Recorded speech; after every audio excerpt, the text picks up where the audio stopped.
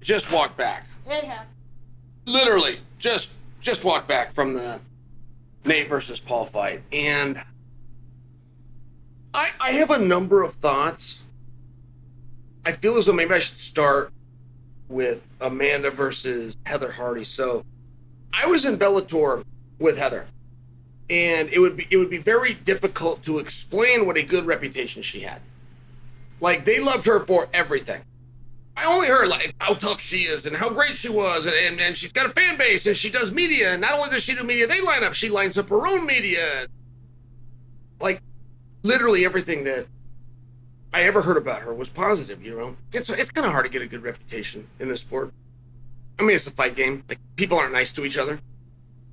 People don't get done fighting other trained people and then have fans go, oh yeah, I met them, and they were such a nice person. But Heather always did. It was a situation where she didn't have a ton of MMA training. She was a boxer. So, I mean, the story that I told you goes back 5 years. I was in a room with her. The day I met her, she's in there with her trainer. I'm there with my trainer, and it was a media day. But this was many years ago. So I retired, left the sport. She stopped doing MMA. I thought the same thing. All of a sudden, she's on this card in a world title fight against, I think, the most famous female fighter alive. I know that's up to debate, but top two. 4-division world champion.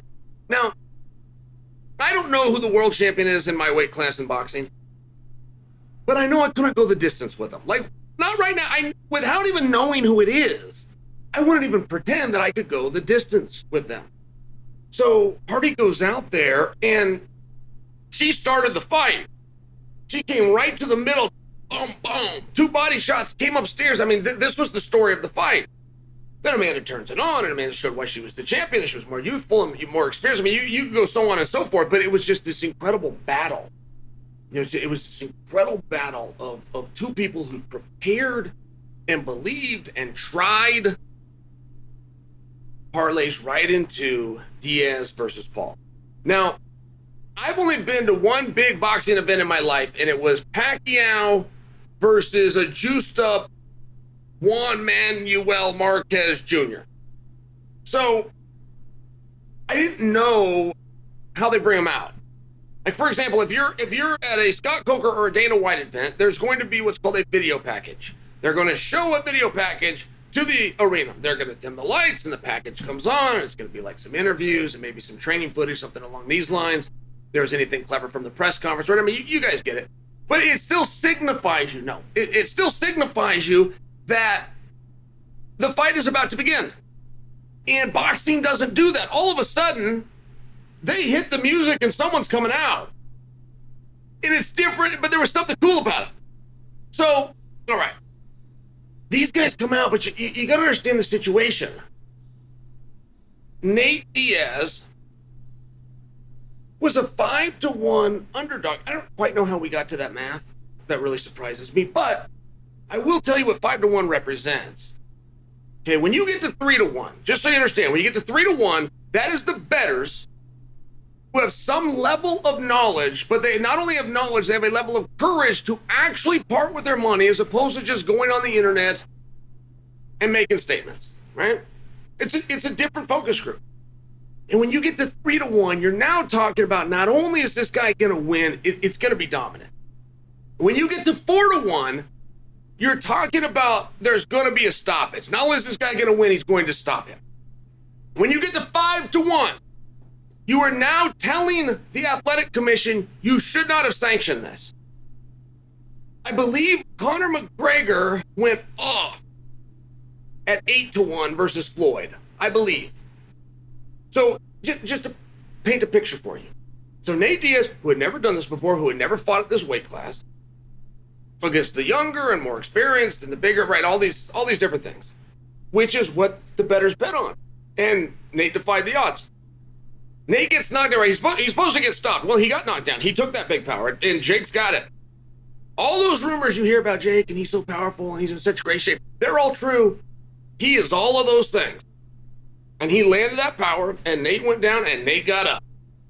And Nate started coming back, and Nate started winning more parts of the later rounds. All the things that the odds maker said he couldn't do. It was just an incredible situation where Nate's putting this pressure on, and all the Nate fans, myself included, we all leave going, well, if we had 2 more rounds, well, if we had 3 more rounds, right? It's one of those things. So is this guy ever going to wear down? And I got to give credit to Paul as well. You know, in terms of the cardio, he held up and he held his position. And there was some wrestling in there. There were some underhooks and there were some body locks and things along these lines. And he did a great job. And he's a big guy, and I don't know what's next. I was close to the ring, and I don't say that to brag. I say that because when you're close to, the acoustics were hard. I couldn't hear the interviews. I think something was said about potentially a rematch or doing an MMA. I don't know about that. I don't know for sure if that's true.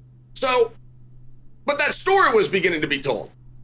There was a grappling exchange, and Nate went to put in a guillotine, and he smiled to the crowd, and it was just one of these things where there was plenty of high spots and there was plenty of proud moments. Like, there wasn't a Diaz fan in the building, just by example, that left either disappointed or left thinking it's the end of the road. And that's a very real thing. I mean, the fans will see that the fighter is done a year before the fighter is aware that he's done. Just to put that in perspective, it wasn't like that at all. It wasn't like that at all. Nate went out there, he stood his ground with a younger guy who's got experience in doing this very thing, who was a lot bigger. I mean, it was a great fight. It was a great fight. It was a great night. Are we going to rematch it? Are we going to do that down the road? I really don't know. And the only reason I bring that to is one thing about Jake Paul is he generally has a plan, kind of knows where he's going to go from here. Even if he doesn't have a deal in place, he knows what direction he's working towards. I'm curious about that. Possibly that's out. I would assume at the press conference tonight that's going to come. I didn't have the privilege of that just because of where I was sitting. I couldn't quite hear, but that's the best rundown I can give you guys. It was a great event.